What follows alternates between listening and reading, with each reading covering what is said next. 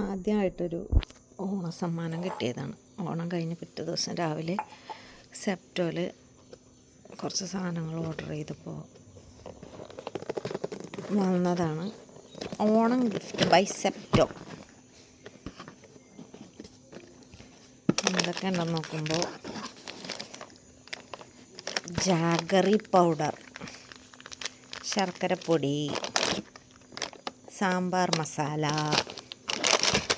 ചെറിയൊരു packet banana chips കാവറുത്തത്,